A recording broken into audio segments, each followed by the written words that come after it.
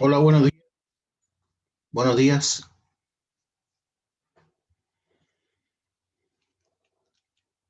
Buenos días, profe. Poco ánimo parece, ¿eh? Vamos a continuar con la materia. Vamos a partir de esta lámina, la penúltima que vimos.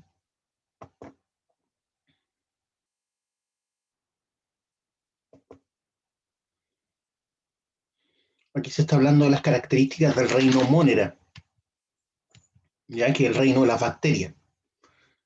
Ahí hay una bacteria, ¿cierto? De las que sí se pueden mover hacia ese flagelo, que muestra sus partes que la componen, partes básicas, digamos, ¿ya? Entonces está el ADN, que ustedes lo ven que está esparcido en el citoplasma, donde dice núcleo, no tiene una pared que lo contiene.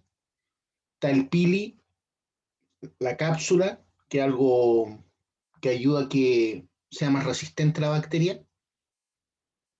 La pared celular, o pared citoplasmática también se llama. Citoplasma, donde están todo el resto de los organelos, ribosomas, mitocondrias.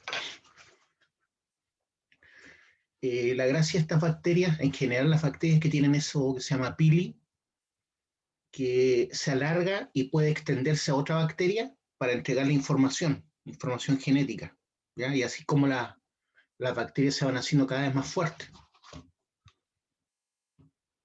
Entonces yo puedo, por ejemplo, si hay otra bacteria acá, imagínense que esta otra bacteria, ¿ya? Ahí está el flagelo. Obviamente tiene que ser de la misma especie, si no me equivoco.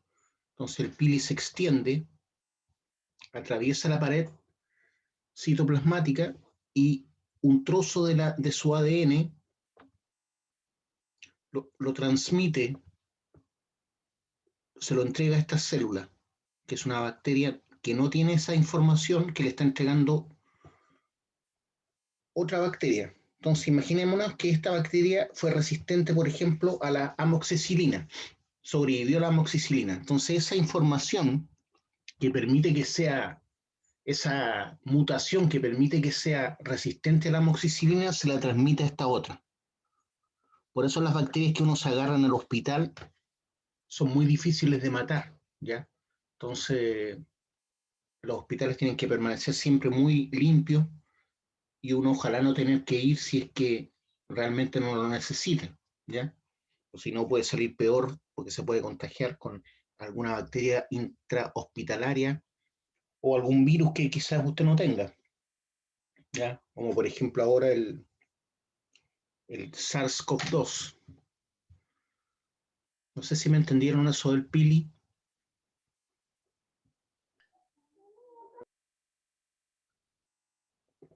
¿Les quedó claro el tema del pili? Sí, profe. Ya.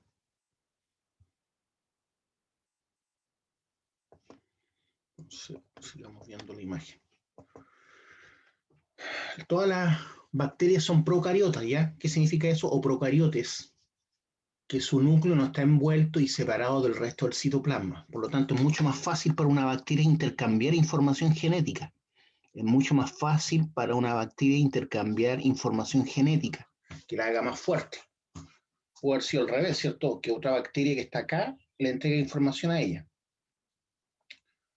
Las bacterias tienen tamaños que van las 1 desde 1 a 15 micrones, ¿ya? O micras. Se le dice micrones o micras, pero el nombre verdadero es micrómetros, ¿ya? Micrómetros, una millonésima parte de un metro. Micrómetros, una millonésima parte de un metro. Carecen de núcleo, ¿cierto? Entre comillas, ¿cierto? No es que carezcan de núcleo, sino que carecen de una pared nuclear. El ADN es circular, ahí donde dice carecen de núcleo está mal, porque tienen núcleo. Lo que pasa es que no está separado del resto del citoplasma, a eso se refiere, ¿ya?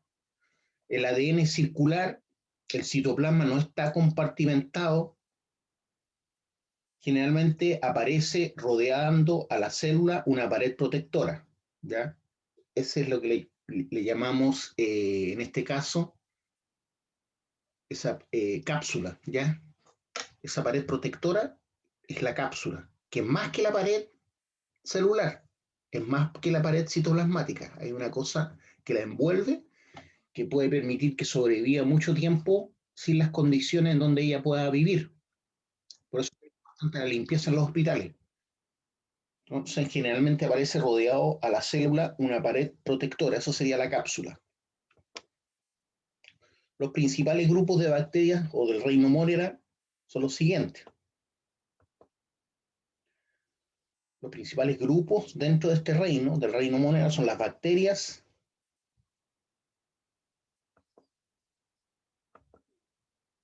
las algas cianofisias,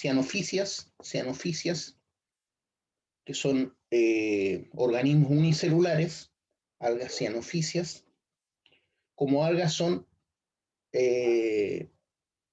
autótrofas, ya generan su propio alimento a través de la luz. Hay varios grupos de bacterias y se las caracteriza por su forma. Ya ahí están los estafilococos porque son circulares, ¿ya? Cada uno de esos circulares es una bacteria. Y si están unidos porque se están produciendo, ¿cierto? Se están reproduciendo. Están los bacilos, que tienen esa forma, ¿ya? Como un elipsoide, como un grano de arroz. Sería más perfecto un grano de arroz. Los bacilos son como granos de arroz. Están los vibriones, que tienen ese flagelo bien característico, vibrión. Obviamente se pueden mover, desplazar, gracias a ese flagelo, ¿eh? Parecido al flagelo de un espermatozoide. Y están los espirillus, ¿ya? Que es una sola célula, pero que es como helicoidal, forma una especie de ¿cómo se dice? Eso no, se me olvidó la palabra. Esos son los espirillus.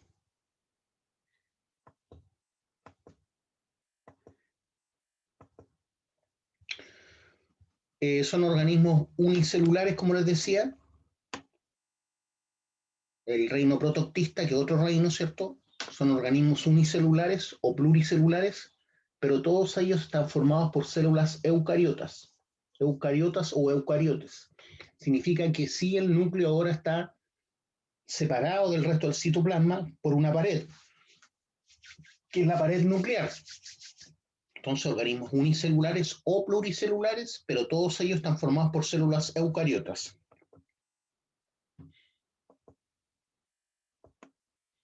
Los protoctistas pluricelulares tienen sus células asociadas sin formar tejidos. Están asociadas las células, pero sin formar tejidos. Son células sin especializar y pueden realizar cualquier función, ¿ya? O sea, tenemos varias características del reino protoctista. Tienen células asociadas, pero sin formar tejidos, como el tejido muscular, el tejido de la piel, el tejido óseo, no forman tejidos. Y además son células sin especializar, como nuestras células que son especialistas, ¿cierto? Las células de la piel son distintas a las células musculares, las neuronas son distintas a las células musculares, y así. Entonces son células sin especializar, los protoctistas pluricelulares, y cada célula puede realizar cualquier función. Se pueden diferenciar los organismos protoctistas como protozoos, algas unicelulares y algas pluricelulares, ¿ya? Que son visibles a simple vista, ¿ya? Las algas son autótrofas, ¿ya? Ustedes las ven verde ahí, ese color verde característico se los da la clorofila. Por lo tanto, como tienen clorofila, pueden producir su propio alimento captando la radiación solar o la luz de alguna de algún tipo de elemento artificial. Los protozoos son heterótrofos, ¿ya? Después tenemos el reino fungi, o el reino que está formado, que forman los hongos. Tenemos hongos que son unicelulares y hongos pluricelulares. Organizan sus células en filamentos largos llamados hifas. Esos filamentos largos que conforman varias células como filas se llaman hifas. El conjunto de hifas constituye el cuerpo del hongo.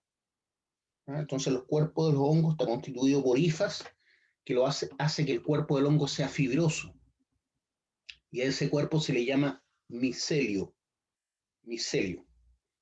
Tienen una pared celular de quitina. La pared celular de los hongos se llama quitina. Reproducción asexual y reproducción sexual.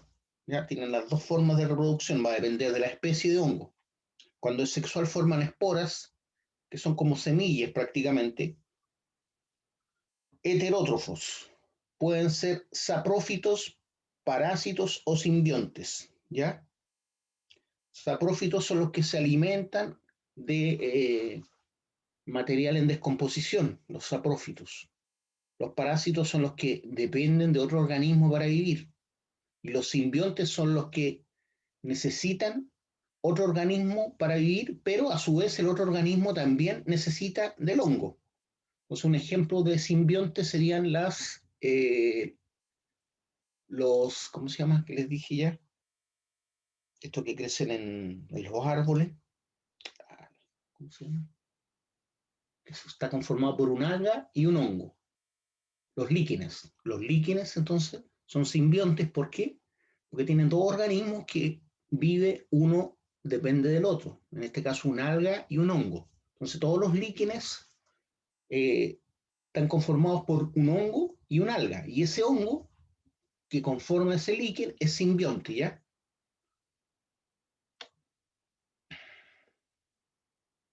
Entonces, dentro, como les dije, de los hongos tenemos saprófitos, parásitos y simbiontes.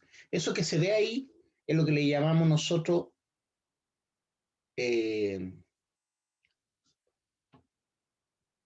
Z, ¿ya? Es el hongo, la callampa propiamente tal que nosotros vemos como hongo, es la Z. Y esa Z es la que en el caso de los hongos comestibles se puede comer. Pero ese no es el hongo propiamente tal, el hongo siempre está bajo tierra, ¿ya? Ahí parece que lo sacaron, no sé, no sé, pero el hongo siempre está bajo tierra. Este sería el aparato reproductor del hongo, por donde salen las esporas.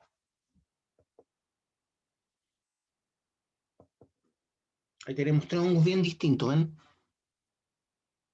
Este es un hongo por microscopio visto junto con un alga. Es simbionte este, ¿ya? Este es simbionte. ¿Por qué? Porque es un alga y un hongo. Ninguno de los dos puede vivir sin el otro, ¿ya? Por eso a todo este conjunto se le llama líquen. Líquen.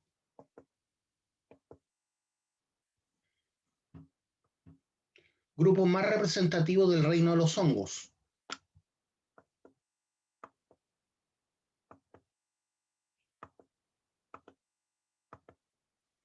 Tenemos, dentro de los hongos, tenemos todos estos grupos: deuteromicetes, zigomicetes, ascomicetes, basidiomicetes.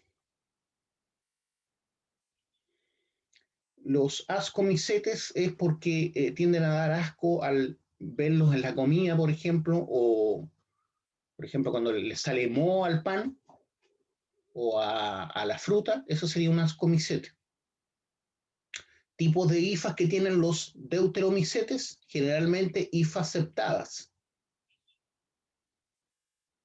¿Qué otra característica de los deuteromicetes? No se conoce la reproducción sexual, o sea, tienen reproducción asexual, ¿cierto? Por lo tanto, hasta el momento no se conoce la reproducción sexual. Tipo de vida de los deuteromicetes: parásita y saprófita. Recuerden que los saprófitos son los que se alimentan de organismos muertos. Por lo tanto, estos hongos son descomponedores. Los zigomicetes tienen hifas muy ramificadas, sin septos y nucleadas. muy ramificadas, sin septos y nucleadas. Reproducción sexual por unión de gametos. Reproducción sexual por unión de gametongios. Gametangios. Sexual por unión de gametangios. Es parecido a los gametos, ¿ya? Por eso se llama gametangios. No son tan, ¿cómo se dice? No son tan complejos como los gametos, pero son parecidos. Por eso se dice que tiene reproducción sexual, por gametangios. Tipo de vida de los cigomicetos, parásita y saprófita, ¿ya? Parásita y saprófita. Ascomicetes, tipo de hifas muy ramificadas, hifas septadas. Hifas septadas. Reproducción sexual, sexual por gametos o unión de gametangios. Sexual por gametos o unión de gametangios. El cuerpo fructífero es un ascocarpo. El cuerpo que nace de este hongo se llama ascocarpo. Pueden ser parásitos, saprófitos o simbiontes, los ascomicetes, parásitos, saprófitos o simbiontes. Basidomicetes, muy ramificados, hifas septadas y nucleadas. Estos son como los más complejos, ¿ya? Que son los hongos característicos que uno conoce. Muy ramificadas, hifas septadas y nucleadas. Tienen reproducción sexual, forman cuerpos fructíferos, como es lo que le decía la seta, llamándose basidiocarpo. Pero el nombre común es la seta. Entonces, los basidiomicetes se podría decir que son los más complejos, tienen reproducción sexual, forman cuerpos fructíferos llamándose basidiocarpo.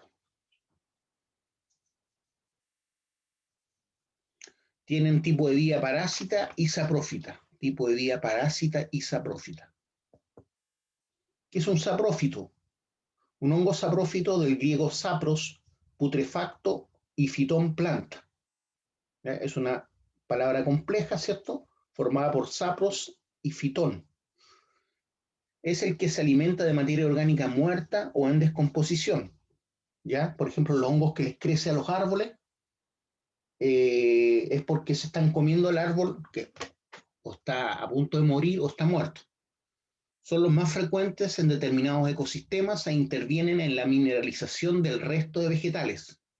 ¿Por qué? Porque la madera es muy difícil de descomponer. Los únicos que la pueden descomponer son los hongos. Entonces son los únicos que pueden degradar la madera, ¿ya? Son los más frecuentes en determinados ecosistemas e intervienen en la mineralización de los restos vegetales para que puedan posteriormente formar parte del humus. Si no fuera por los hongos, los árboles, las hojas, no podrían volver a ser materia orgánica para retroalimentar, ¿cierto?, los organismos que nazcan posteriormente.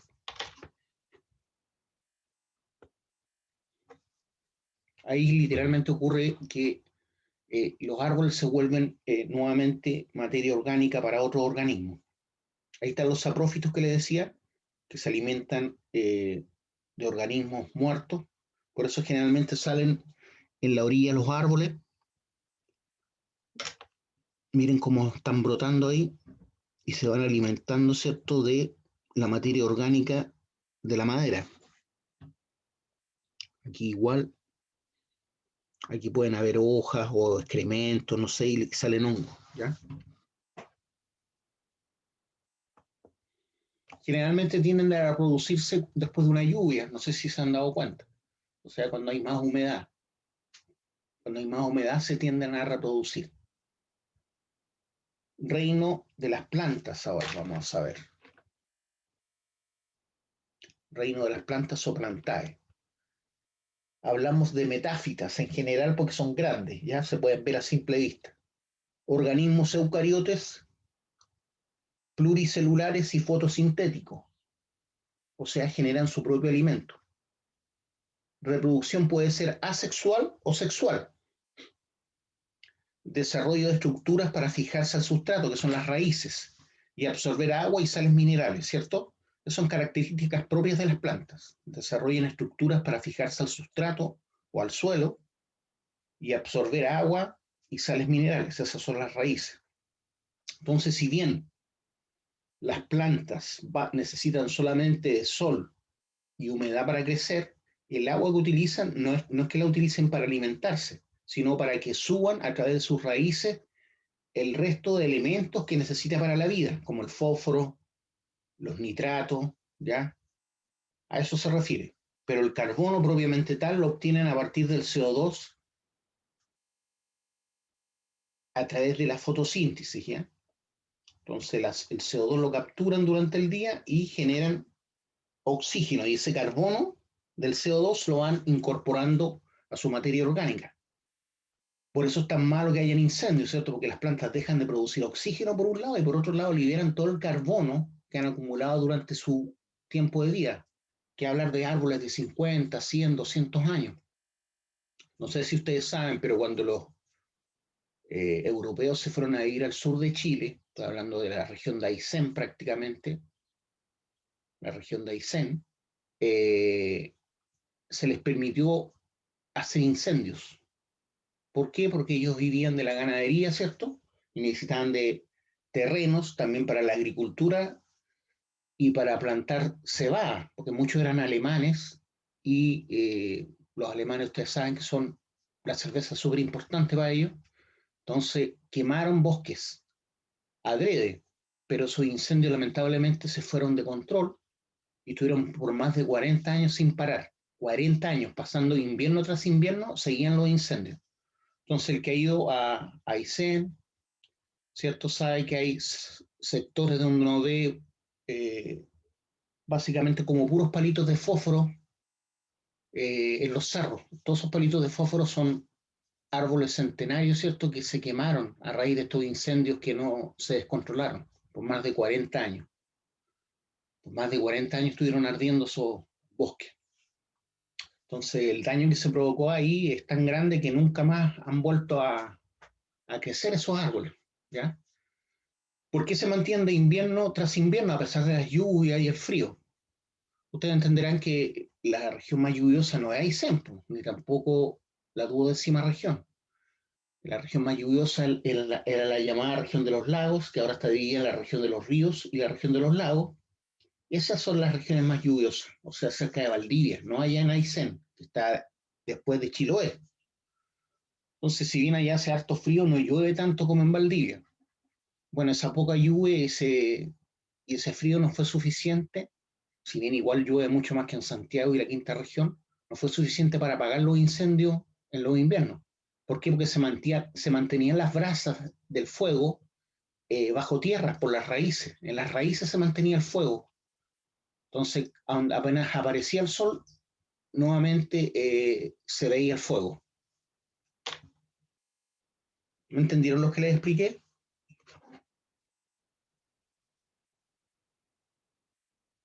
Chiquillo. Sí, profe.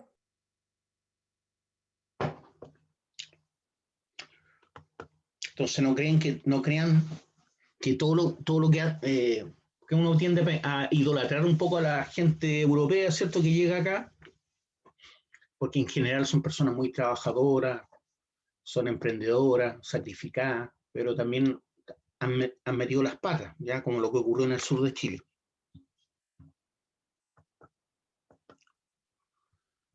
Ya, ahora vamos a ver la clasificación de las plantas, ya, del reino Plantae. Aquí vemos distintas subreinos, si se puede decir así, con sus características, ¿ya? Por ejemplo, las briófitas, perdón, me fui para otro lado.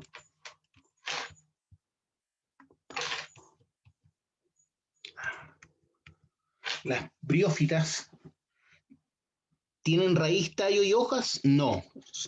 Desde el punto de vista evolucionista, las briófitas son menos evolucionadas, ¿ya?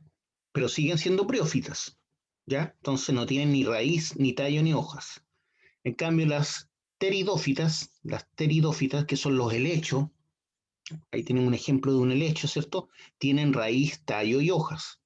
Las gimnospermas también tienen raíz, tallo y hojas, que son los, por ejemplo, las coníferas. Las gimnospermas típicas son las coníferas, ¿ya? Como la araucaria, como el secuoya, como el pino insigne, el pino mediterráneo. Las angiospermas básicamente son los árboles frutales, ¿ya? Que se caracterizan porque en primavera florecen. Esas son las angiospermas. Entonces, dentro de las briófitas, dijimos que no tienen tallo, raíz ni hojas. Eso que se ve ahí no son hojas propiamente tal. Tejidos tienen tejido epidermis y conductores, o sea, tienen tejidos las briófitas. Dentro de las pteridófitas también tienen epidermis y conductores, ya que por donde sube el agua con los elementos que captaron sus raíces, ¿ya? Los elementos minerales como el fósforo, los nitratos, el potasio, que es lo que más necesitan las plantas.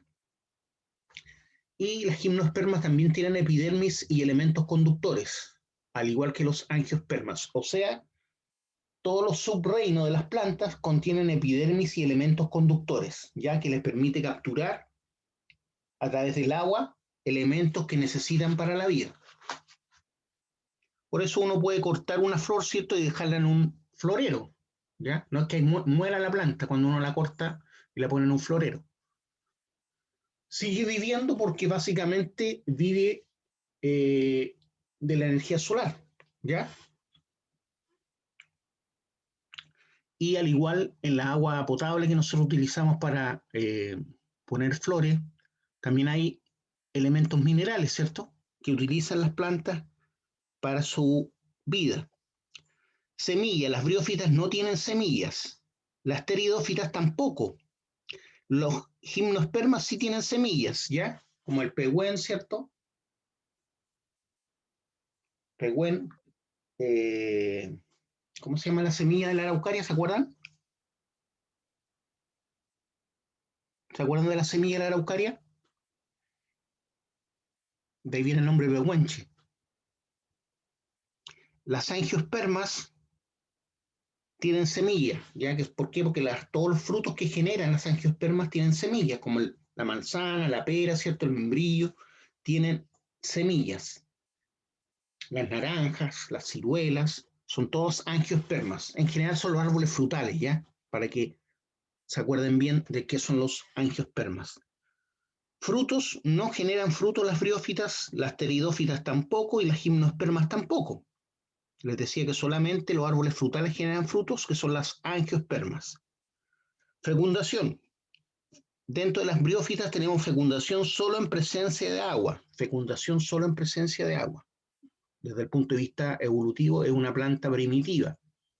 Las pteridófitas, fecundación solo en presencia de agua, también se considera primitiva.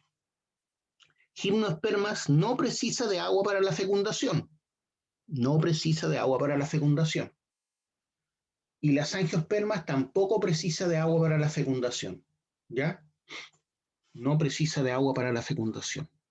Así como cualquier flor no precisa de agua para la fecundación. Sí necesita de, por ejemplo, las abejas, las moscas, ¿ya? Que son polinizadores, ¿ya? Reino animalia o reino animal son organismos eucariotes, pluricelulares, heterótrofos, cuyas células no poseen pared y se agrupan formando tejidos. Por eso el tejido muscular es tan fibroso, ¿cierto? Y firme, porque en general las células no poseen pared celular, se van uniendo una con otra formando tejidos.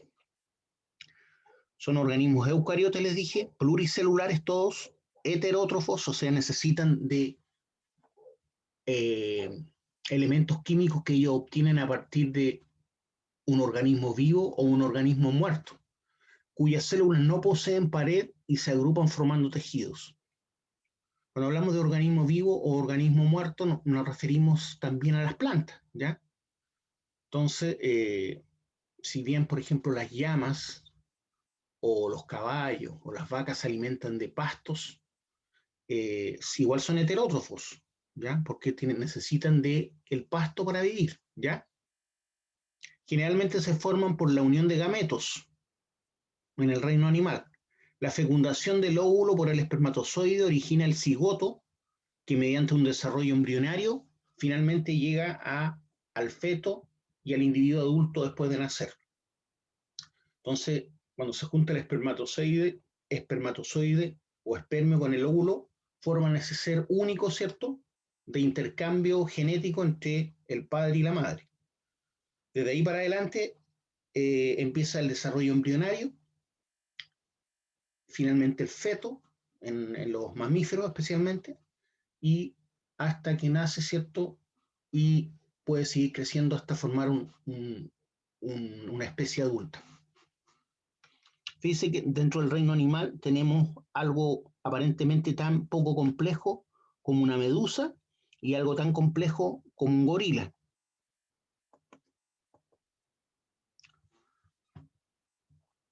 Los animales se clasifican en dos grandes grupos, que son diblásticos y triblásticos. Ya se habla de diblásticos y triblásticos. Esos son los dos grandes grupos de los animales. ¿Qué significa eso? Tienen un desarrollo embrionario sencillo, los diblásticos tienen un desarrollo embrionario sencillo y están formados por dos hojas de células embrionarias, llamadas ectodermo y endodermo.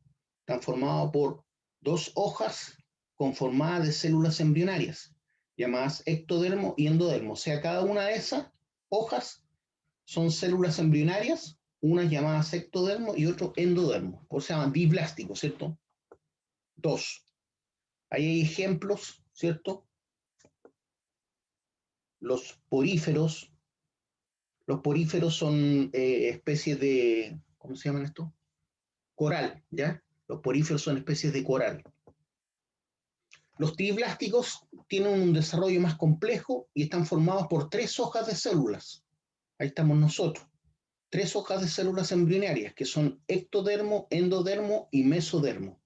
¿Ya? Los triblásticos están formados por tres hojas celulares embrionarias, que son el ectodermo, el endodermo y el mesodermo. Ustedes pueden profundizar más en cada uno de estos detalles, ¿ya? Protostomo, más bien dicho, protostomo son los platelmintos, nemátodos, anélidos, moluscos y artrópodos, que son todos triblásticos, organismos triblásticos, ¿ya? Que se generan o se crecen a través de tres hojas de células embrionarias. Ahí tenemos los platelmintos, los nemátodos. Los nemátodos, ¿quién sabe qué son los nemátodos? Porque hay unos que todos sabemos que son los moluscos y los artrópodos, ¿cierto? Pero los nemátodos, ¿qué son? Los nemátodos son los gusanos, ¿ya? Cualquier tipo de gusano es nemátodo, ¿ya? No oruga, gusano. Entonces ahí hay un ejemplo de un gusano, ¿cierto?, terrestre, que ayuda mucho a mejorar el suelo. Los gusanos son muy útiles para mejorar las cualidades de los suelos para los vegetales, ya que van dejando espacios donde puede infiltrar el agua y van aireando la tierra, ¿ya? O el suelo. Y además, como se van alimentando, ¿cierto?, van generando materia orgánica útil para las plantas. Tenemos los artrópodos, ¿cierto? Dentro de los artrópodos también están los insectos. Los artrópodos son una familia más grande que los insectos. Y tenemos los deuterostomos, que son el otro grupo, ¿cierto?, de los triblásticos, donde tenemos los equinodermos cordados, por ejemplo. Ahí tenemos equinodermos cordados. Perdón.